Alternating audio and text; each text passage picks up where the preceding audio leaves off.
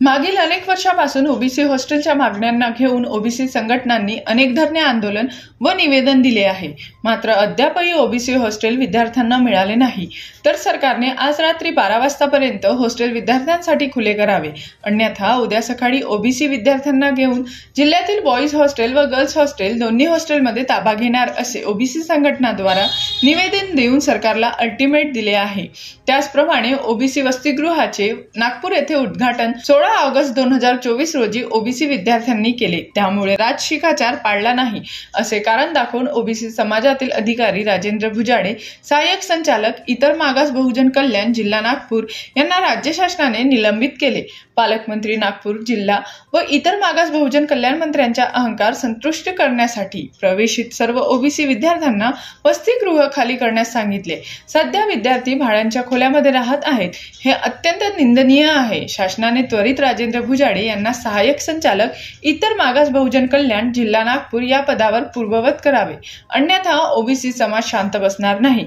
महाराष्ट्रभर ओबीसी आंदोलने होतील, यांची नोंद शासनाने घ्यावी। तसेच यांची सर्व जबाबदारी ही ओबीसी बहुजन कल्याण विभागाचे मंत्री, सचिव व संचालकाची राहणार असे निवेदन उपविभागीय अधिकारी यांना देण्यात आले आहे। विद्यमान महायुती सरकारने ओबीसीचे वसतिगृह सुरू करण्यासंदर्भात गेल्या 5-6 वर्षापासून आश्वासन दिलं होतं, मात्र ते वसतिगृह सुरू झालेले नव्हते। यावेळेस जुलै महिन्यात आम्ही सगळ्या ओबीसी संघटनांच्या माध्यमातून अल्टिमेटम दिल्यानंतर काही वसतिगृह सुरू झाले। त्यामध्ये नागपूरच्या वसतिगृहाकरता 31 जुलैला आंदोलन झालं। त्यावेळी सहाय्यक समाज कल्याण आयुक्त इतर मागास वर्ग बहुजन कल्याण विभागाचे यांनी लेखी पत्र दिले की आम्ही 15 ऑगस्टपर्यंत सुरू करू।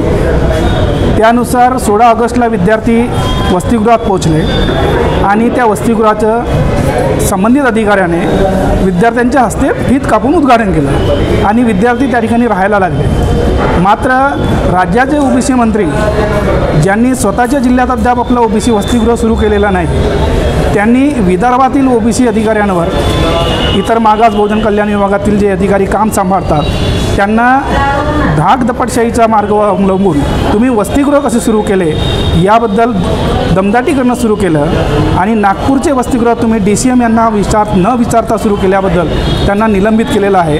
त्या निलंबनाच्या विरोधात आम्ही सगळ्या ओबीसी संघटनांनी आज हा निवेदन दिलेलं आहे। सरकारला आम्ही इशारा देतोय की संबंधित अधिकाऱ्याचे निलंबन त्वरित मागे घ्यावे, अन्यथा आंदोलन करण्यात येईल।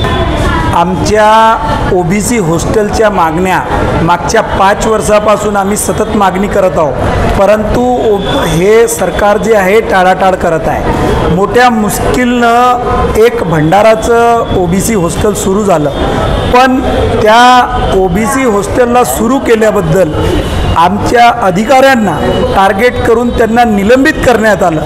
म्हणजे ह्या सरकारची मानसिकता काय हे दिसून पडते।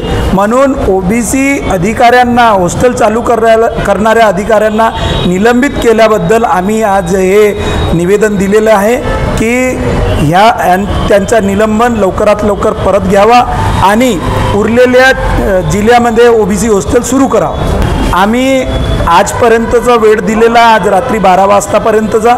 जर आज यांनी हॉस्टेल चालू केलं नाही तर उद्या आम्ही दोनही hostel, boys hostel, girls hostel दोघांचा ताबा घेऊ आणि आमचे मुलंही तिथं प्रवेश करतील। जीबी न्यूजचे प्रत्येक अपडेट मिळवून घेण्यासाठी तुम्ही आमच्या चॅनलला लाईक करा, सबस्क्राईब करा आणि शेअर करा। तसेच बेल आयकॉनला सुद्धा प्रेस करा। आपला जिल्हा, आपली बातमी। GB news, Gondia.